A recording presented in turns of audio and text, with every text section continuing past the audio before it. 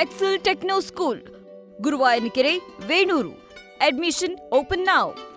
CJ Roy ಆತ್ಮಹತ್ಯೆ ಪ್ರಕರಣದಲ್ಲಿ ಈಗ ಕೇರಳದ ಮುಖ್ಯಮಂತ್ರಿಗಳ ಮಧ್ಯಪ್ರವೇಶ ಆಗಿದೆ.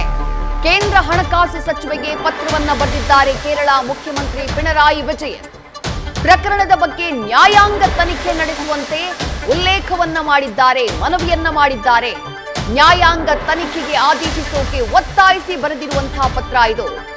ಕೇರಳದ ಮುಖ್ಯಮಂತ್ರಿ ಪಿಣರಾಯಿ ವಿಜಯನ್ ಸಿಜೆ ರಾಯ್ ಅವರ ಆತ್ಮಹತ್ಯೆ ಪ್ರಕರಣಕ್ಕೆ ಸಂಬಂಧಪಟ್ಟ ಹಾಗೆ ಕೇಂದ್ರ ವಿತ್ತ ಸಚಿವೆಯಾಗಿರುವಂತಹ ನಿರ್ಮಲಾ ಸೀತಾರಾಮನ್ ಅವರಿಗೆ ನ್ಯಾಯಾಂಗ ತನಿಖೆಗೆ ಆಗ್ರಹಿಸಿ ಪತ್ರವನ್ನ ಬರೆದಿದ್ದಾರೆ. ಸಿಜೆ ರಾಯ್ ಕರ್ನಾಟಕ ಹಾಗೆ ಕೇರಳದಲ್ಲಿ ದೊಡ್ಡ ಮಟ್ಟದಲ್ಲಿ ಕಾನ್ಫಿಡೆಂಟ್ ಗ್ರೂಪ್ನ ಉದ್ಯಮವನ್ನ ಸ್ಥಾಪನೆ ಮಾಡಿದ್ರು. ರಿಯಲ್ ಎಸ್ಟೇಟ್ ಕ್ಷೇತ್ರದಲ್ಲಿ ಕರ್ನಾಟಕದಲ್ಲಿ ಹೇಗೆ ಸದ್ದು ಮಾಡ್ತಾ ಇದ್ರು ಹಾಗೆ ಕೇರಳಕ್ಕೂ ಕೂಡ ತಮ್ಮ ಉದ್ಯಮವನ್ನ ವಿಸ್ತರಣೆ ಮಾಡಿದ್ರು. ಅವ್ರ ಮೇಲೆ ದಾಳಿಯನ್ನ ಮಾಡಿದ್ದು ಕೂಡ ಕೇರಳದಿಂದ ಬಂದಂಥ ಆದಾಯ ತೆರಿಗೆ ಇಲಾಖೆಯ ಅಧಿಕಾರಿಗಳು. ಪ್ರಕರಣದಲ್ಲಿ ಕೇರಳದ ಲಿಂಕ್ ಇರುವಂತಹ ಕಾರಣಕ್ಕಾಗಿ ಕೇರಳ ಮುಖ್ಯಮಂತ್ರಿಗಳ ಮಧ್ಯಪ್ರವೇಶ ಆಗಿದೆ. ಕೇರಳ ಮುಖ್ಯಮಂತ್ರಿಗಳು ನೇರವಾಗಿ ಕೇಂದ್ರ ವಿತ್ತ ಸಚಿವೆ ನಿರ್ಮಲಾ ಸೀತಾರಾಮನ್ ಅವರಿಗೆ ಪತ್ರ ಬರೆದಿದ್ದಾರೆ. ಆ ಪತ್ರವನ್ನ ಗಮನಿಸ್ತಾ ಇದ್ದೀರಿ. ಆ ಪತ್ರದಲ್ಲಿ ಬರೆದಿರೋದೇನು, ಪತ್ರದಲ್ಲಿ ಉಲ್ಲೇಖ ಮಾಡಿರೋದೇನು? ವ್ಯಾಪಾರಿ ಸಮುದಾಯ ಅಥವಾ ಬಿಸ್ನೆಸ್ ವರ್ಗ, ನಾಗರಿಕ ಸಮಾಜಕ್ಕೆ ಇದು ನಿಜಕ್ಕೂ ಆತಂಕಕಾರಿಯಾದಂತಹ ಬೆಳವಣಿಗೆ. ದೇಶದ ತೆರಿಗೆ ಆಡಳಿತದ ಮೇಲೆ ಉದ್ಯಮಿ ಆತ್ಮಹತ್ಯೆಯಿಂದ ಕಳಂಕ ಬಂದುಬಿಟ್ಟಿದೆ. ಐಟಿ ಅಧಿಕಾರಿಗಳು ಯಾರು ರೇಡ್ ಮಾಡೋಕ್ ಹೋಗಿದ್ರೋ ಅವರು ಪ್ರೋಟೋಕಾಲ್ ಅನುಸರಿಸಿಲ್ಲ ಅನ್ನುವಂಥ ಅನುಮಾನ ನಮಗಿದೆ. ಶೋಧ ಕಾರ್ಯವನ್ನ ನಡೆಸುವಾಗ ವ್ಯಕ್ತಿ ಮಾನಿಟರಿಂಗ್ ನಲ್ಲಿ ಇರಬೇಕು.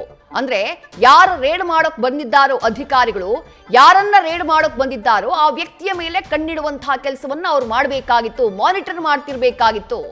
ಬೇರೆ ರೂಮ್ಗೆ ಹೋಗಿ ಸಿಜೆ ರಾಯ್ ತಮ್ಮ ಗನ್ನಿಂದ ಆತ್ಮಹತ್ಯೆ ಮಾಡಿಕೊಂಡಿದ್ದಾರೆ. ಇದು ಸಾಕಷ್ಟು ಅನುಮಾನಗಳಿಗೆ ಕಾರಣವಾಗಿದೆ. ಹೀಗಾಗಿ ಈ ಪ್ರಕರಣಕ್ಕೆ ಸಂಬಂಧಪಟ್ಟ ಹಾಗೆ ನ್ಯಾಯಾಂಗ ತನಿಖೆಯಾಗಬೇಕು ಅನ್ನುವಂತಹ ಆಗ್ರಹವನ್ನ ಕೇರಳದ ಮುಖ್ಯಮಂತ್ರಿ ಪಿಣರಾಯಿ ವಿಜಯನ್ ಮಾಡಿದ್ದಾರೆ. ಅಲ್ಲದೆ ಈಗ ಐಟಿಯವರು ರೇಡ್ ಮಾಡೋಕ್ ಬಂದಂತಹ ಟೈಮ್ನಲ್ಲಿ ಸಿಜೆ ರಾಯ್ ಬಳಿ ಇದ್ದಂತಹ ಗನ್ನನ್ನ ಯಾಕೆ ಅವರು ವಶಕ್ಕೆ ಪಡೀಲಿಲ್ಲ ಅಂತಾನು ತಮ್ಮ ಪತ್ರದಲ್ಲಿ ಪ್ರಶ್ನೆ ಮಾಡಿದ್ದಾರೆ ಪಿಣರಾಯಿ ವಿಜಯನ್. ಐಟಿ ದಾಳಿಯಾದ್ರೆ ದಾಳಿಗೊಳಗಾದಂತಹ ವ್ಯಕ್ತಿ ಅಧಿಕಾರಿಗಳ ಮುಂದಿರಬೇಕಾಗಿತ್ತು. ಇನ್ನು ಸಿಜೆ ರಾಯ್ ಸಹೋದರನ ಹೇಳಿಕೆಯನ್ನು ಕೂಡ ಪಿಣರಾಯಿ ವಿಜಯನ್ ತಮ್ಮ ಪತ್ರದಲ್ಲಿ ಉಲ್ಲೇಖ ಮಾಡಿದ್ದಾರೆ. ಐಟಿ ತನಿಖೆಗೆ ನಮ್ಮಣ್ಣ ಎಲ್ಲ ರೀತಿಯಲ್ಲೂ ಸಹಕಾರವನ್ನ ಕೊಟ್ಟರೂ ಕೂಡ ಪದೇ ಪದೇ ಶೋಧವನ್ನ ಐಟಿ ಅಧಿಕಾರಿಗಳು ಮಾಡ್ತಿದ್ದಾರೆ. ಐಟಿ ಅಧಿಕಾರಿಗಳಿಂದ ತೊಂದರೆಯಾಗ್ತಿದೆ, ಒತ್ತಡ ಆಗ್ತಿದೆ ಅಂತ ಹೇಳಿ ನನ್ನ ಜೊತೆ ಹೇಳಿದ್ರು ಅಂತ ಹೇಳಿ ಸಿಜೆ ರಾಯ್ ಅವರ ಸಹೋದರನೇ ಹೇಳಿಕೆಯನ್ನ ಕೊಟ್ಟಿದ್ದಾರೆ. ಹಾಗಾಗಿ ಈ ಎಲ್ಲ ಕಾರಣಗಳಿಂದಾಗಿ ಕೇಸ್ನಲ್ಲಿ ಹಲವು ಅನುಮಾನಗಳಿದ್ದಾವೆ. ಭವಿಷ್ಯದಲ್ಲಿ ಇಂಥ ದುರಂತಗಳನ್ನ ತಡೆಯೋದಕ್ಕೆ ನಿಷ್ಪಕ್ಷಪಾತವಾದಂತಹ ತನಿಖೆಯಾಗಬೇಕು.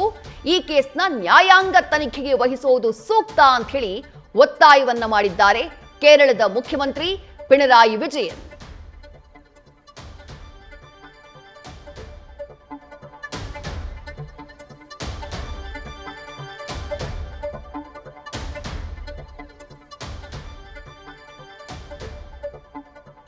ಉದ್ಯಮಿ ಸಿಜೆ ರಾಯ್ ಆತ್ಮಹತ್ಯೆ ಪ್ರಕರಣಕ್ಕೆ ಸಂಬಂಧಪಟ್ಟ ಹಾಗೆ ಸಾಕಷ್ಟು ಬೆಳವಣಿಗೆಗಳಾಗ್ತಾ ಇದೆ. ಅದರಲ್ಲಿ ಈ ಪತ್ರ ಕೂಡ ಒಂದು. ಡೀಟೇಲ್ಸ್ ನಮ್ಮ ಪ್ರತಿನಿಧಿ ಸಂದೇಶ್ ನೀಡ್ತಾ ಹೋಗ್ತಾರೆ. ಸಂದೇಶ್, ಪಿಣರಾಯಿ ವಿಜಯನ್ ಅವರು ಬರೆದಿರುವಂತಹ ಪತ್ರದಲ್ಲಿ ಉಲ್ಲೇಖ ಆಗಿರುವಂತಹ ಅಂಶಗಳನ್ನ ಗಮನಿಸಿದ್ವಿ.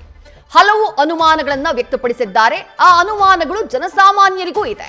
ಜೊತೆಗೆ ಈ ಬಿಸ್ನೆಸ್ ವರ್ಗದ ಮೇಲೆ ಈ ರೀತಿಯಾದಂತಹ ದಾಳಿ ಆಗ್ತಾ ಇರೋದು ಆತಂಕಕಾರಿ ಅನ್ನುವಂತಹ ಹಲವು ವಿಚಾರಗಳನ್ನ ಉಲ್ಲೇಖ ಮಾಡಿದ್ದಾರೆ. ಬಟ್ ಅವರು ಬರೆದಿರುವಂತಹ ಈ ಪತ್ರವನ್ನ ಕೇಂದ್ರ ಸರ್ಕಾರ ಪರಿಗಣಿಸಿ ನ್ಯಾಯಾಂಗ ತನಿಖೆಗೆ ಒಪ್ಪಿಸುವಂತಹ ಸಾಧ್ಯತೆ ಇದೆಯಾ? ಸದ್ಯಕ್ಕೆ ಕರ್ನಾಟಕ ರಾಜ್ಯದ ಅಂಡರ್ನಲ್ಲಿ ಪ್ರಕರಣದ ತನಿಖೆ ನಡೀತಾ ಇದೆ. ಸಂದೇಶ್, ವಿದ್ಯುಶ್ರೀ, ಈ ಪ್ರಕರಣವನ್ನ ತನಿಖೆ ಮಾಡಬೇಕು ಅಥವಾ ಯಾವುದೇ ಒಂದು ತನಿಖೆಗೆ ಉನ್ನತ ಮಟ್ಟದ ತನಿಖೆಗೆ ವಹಿಸಬೇಕು ಅಂದ್ರೆ ಅದು ಸರ್ಕಾರದ ಅನುಮತಿಯನ್ನ ಪಡೆದೇ ಮಾಡಬೇಕಾಗುತ್ತೆ. ಹಾಗಾಗಿ ಇಲ್ಲಿ ಸರ್ಕಾರ ಇದನ್ನ ಯಾವ ರೀತಿ ಕನ್ಸಿಡರ್ ಮಾಡುತ್ತೆ, ಜೊತೆಗೆ ರಾಜ್ಯ ಸರ್ಕಾರದ ನಿರ್ಧಾರ ಕೂಡ ಇಲ್ಲಿ ಪ್ರಮುಖವಾಗಿರುವಂಥದ್ದು. ಇವರು ಇಲ್ಲಿ ಕೇರಳ ಸಿಎಂ ಪಿಣರಾಯಿ ವಿಜಯನ್ ಅವರು ಕೂಡ ಪ್ರಮುಖವಾಗಿ ಅಲ್ಲಿ ಮೆನ್ಷನ್ ಮಾಡ್ತಾ ಹೋಗ್ತಾರೆ.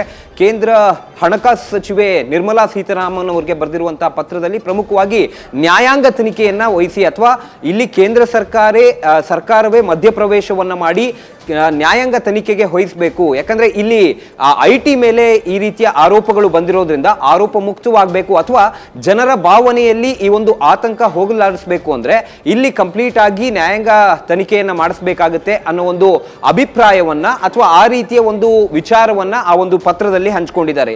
ಇನ್ನು ಪಿನರಾಯಿ ವಿಜಯನ್ ಅವರು ಬರೆದಿರುವಂತಹ ಪತ್ರದಲ್ಲಿ ಪ್ರಮುಖವಾಗಿ ಅವರು ಮೊದಲಿಗೆ ಮೆನ್ಷನ್ ಮಾಡ್ತಾ ಹೋಗ್ತಾರೆ, ನಾನು ಕೇರಳದ ಜನರ ದುಃಖವನ್ನ ಹೇಳ್ಕೊಳ್ಳೋದಕ್ಕೆ ಈ ಒಂದು ಪತ್ರವನ್ನ ಬರಿತಾ ಇದ್ದೀನಿ. ಜೊತೆಗೆ ಎಲ್ಲ ಒಂದ್ ಕಡೆ ನಾಗರಿಕ ಸಮಾಜ ಜೊತೆಗೆ ಬಿಸ್ನೆಸ್ ಮ್ಯಾನ್ಗಳು ಏನಿರ್ತಾರೆ ಅವರೆಲ್ಲರೂ ಕೂಡ ಆತಂಕ ಪಡುವಂತಹ ಘಟನೆ ಇದು ಅನ್ನೋದನ್ನ ಕೂಡ ಸ್ಪೆಸಿಫಿಕ್ ಆಗಿ ಮೊದಲಿಗೆ ಹೇಳ್ತಾರೆ. ಅದಾದ ನಂತರ ಇಲ್ಲಿ ಸಾಕಷ್ಟು ವಿಚಾರಗಳನ್ನ ಪಿನರಾಯಿ ವಿಜಯನ್ ಅವರು ಹಣಕಾಸು ಸಚಿವೆಯ ಗಮನಕ್ಕೆ ತರೋದಕ್ಕೆ ಮುಂದಾಗಿರುವಂತದ್ದು. ಅಂದ್ರೆ ಪ್ರಮುಖವಾಗಿ ಈ 3 ಪುಟಗಳ ಪತ್ರ ಏನಿದೆ, ಈ ಪತ್ರದಲ್ಲಿ ಪ್ರಮುಖವಾಗಿ ಅವರು ಹೇಳ್ತಾ ಹೋಗ್ತಾರೆ, CJ ರಾಯ್ ಅವರ ಒಂದು ಆತ್ಮಹತ್ಯೆ ಏನಿದೆ ಇದು ನಿಜಕ್ಕೂ ಕೂಡ ಒಂದು ರೀತಿಯ ತೆರಿಗೆ ವ್ಯವಸ್ಥೆ ಏನಿದೆ ಇದರ ಮೇಲೆ ಒಂದು ಕಳಂಕ ಹೊರಿಸಿದಂತಾಗಿದೆ. ಹಾಗಾಗಿ ಇದನ್ನ ಕಂಪ್ಲೀಟ್ ಆಗಿ ತನಿಖೆಯನ್ನ ಮಾಡಬೇಕಾಗುತ್ತೆ. ಜೊತೆಗೆ ಇಲ್ಲಿ ಸಾಕಷ್ಟು ಅನುಮಾನಗಳು ಕೂಡ ವ್ಯಕ್ತವಾಗ್ತವೆ. ಅಂದ್ರೆ ಅಲ್ಲಿ ಅವರ ತಮ್ಮನ ಹೇಳಿಕೆ ಆಗಿರ್ಬೋದು, ಜೊತೆಗೆ ಅವರ ತಮ್ಮ ಕೊಟ್ಟಂತಹ ಹೇಳಿಕೆಯಲ್ಲೂ ಕೂಡ ನಾವು ಎಷ್ಟು ಬಾರಿ ಕೂಡ IT ಅಧಿಕಾರಿಗಳಿಗೆ ಅವರು ಕೇಳಿದಂತ ದಾಖಲೆಗಳನ್ನ ಕೊಟ್ಟು ಅವರಿಗೆ ಸಹಕರಿಸಿದ್ರು ಕೂಡ ಪದೇ ಪದೇ ನಮ್ಮ ಮೇಲೆ ದಾಳಿಯನ್ನ ಮಾಡ್ತಾ ಇದ್ರು ಅಥವಾ ರೈಡ್ ಅನ್ನ ನಮ್ಮ ಕಚೇರಿಗಳ ಮೇಲೆ ಮಾಡ್ತಾ ಇದ್ರು ಅನ್ನೋದನ್ನ ಸ್ಪೆಸಿಫಿಕ್ ಆಗಿ ಮೆನ್ಷನ್ ಮಾಡ್ತಾರೆ. ಅಂದ್ರೆ ಅವರ ಸಹೋದರ ಈ ರೀತಿಯ ಹೇಳಿಕೆಯನ್ನ ಕೊಟ್ಟಿದ್ದಾರೆ.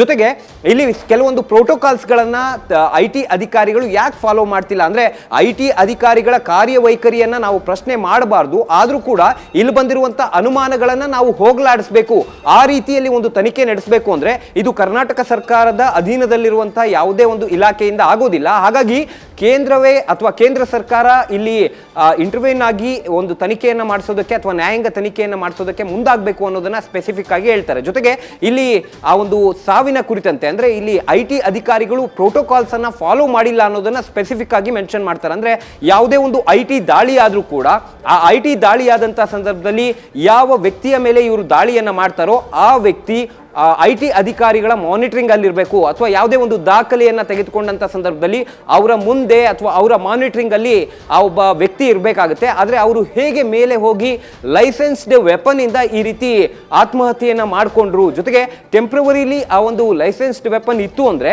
ಆ ರೂಮ್ಗೆ ಅಥವಾ ಆ ವೆಪನ್ ಎಲ್ಲಿದೆ ಅನ್ನೋ ಒಂದು ಮಾಹಿತಿಯನ್ನ ಇವರು ಪಡೆದುಕೊಳ್ಬೇಕಾಗಿತ್ತು. ಈ ರೀತಿಯಲ್ಲಿ ಸಾಕಷ್ಟು ಪ್ರೋಟೋಕಾಲ್ಸ್ಗಳು ಇಲ್ಲಿ ಸಾಕಷ್ಟು ಅನುಮಾನಗಳಿಗೆ ಅಂದ್ರೆ ಪ್ರೋಟೋಕಾಲ್ಸ್ಗಳು ಫಾಲೋ ಮಾಡಿಲ್ಲ ಅನ್ನೋ ಒಂದು ಅನುಮಾನಗಳು ಕೂಡ ಈ ಒಂದು ಘಟನೆಯಲ್ಲಿ ವ್ಯಕ್ತವಾಗಿರೋದ್ರಿಂದ ಇದನ್ನ ಒಂದು ನ್ಯಾಯಾಂಗ ತನಿಖೆಗೆ ವಹಿಸಿ ಅಂತೇಳಿ ಈಗ ಸದ್ಯ ಕೇರಳ CM ಪಿನರಾಯಿ ವಿಜಯನ್ ಅವರು ಒಂದು ಪತ್ರವನ್ನ ಬರೆದಿದ್ದಾರೆ. ಹಾಗಾಗಿ ಆ ಪತ್ರದ ಆಧಾರದ ಮೇಲೆ ಕೇಂದ್ರ ಸರ್ಕಾರ ಯಾವ ರೀತಿ ಇಲ್ಲಿ ಮಧ್ಯಪ್ರವೇಶವನ್ನು ಮಾಡಬಹುದು ಅನ್ನೋದು ಇಲ್ಲಿ ಪ್ರಮುಖವಾಗಿರುವಂತಹ ವಿಚಾರ. ಜೊತೆಗೆ ಅವರು ಆರೋಪ ಮಾಡಿರುವಂತದ್ದು ಇಲ್ಲಿ ಕ್ಲಿಯರ್ ಕಟ್ ಆಗಿ IT ಅಧಿಕಾರಿಗಳ ಒಂದು ಕಿರುಕುಳ ಏನಿದೆ ಅದಕ್ಕೆ ಸಂಬಂಧಪಟ್ಟಂತೆ ಸಾಕಷ್ಟು ಅನುಮಾನಗಳು ಬರ್ತಾ ಇದೆ. ಹಾಗಾಗಿ ಈ ಒಂದು ತನಿಖೆಯನ್ನ ಮಾಡೋದ್ರ ಮುಖಾಂತರವಾಗಿ IT ಇಲಾಖೆಗೆ ಬಂದಿರುವಂತಹ ಒಂದು ಕಳಂಕ, ಜೊತೆಗೆ ಸಾಕಷ್ಟು ಜನ ಬಿಸ್ನೆಸ್ ಮ್ಯಾನ್ಗಳು ಜೊತೆಗೆ ನಾಗರಿಕ ಸಮಾಜಕ್ಕೆ ಎದುರಾಗಿರುವಂತಹ ಒಂದು ಕಳಂಕ ಏನು ಆತಂಕ ಇದೆ ಆ ಒಂದು ಆತಂಕವನ್ನ ಹೋಗಲಾಡಿಸಬೇಕು ಅಂದ್ರೆ ನ್ಯಾಯಾಂಗ ತನಿಖೆ ಆಗಬೇಕು. ಹಾಗಾಗಿ ನ್ಯಾಯಾಂಗ ತನಿಖೆಗೆ ವಹಿಸಬೇಕು. ಯಾಕಂದ್ರೆ ಸಂಪೂರ್ಣವಾದ ಒಂದು ತನಿಖೆಯನ್ನ ಮಾಡಬೇಕು. ಇಲ್ಲಿ IT ಇಲಾಖೆ ಇದೆ, ಜೊತೆಗೆ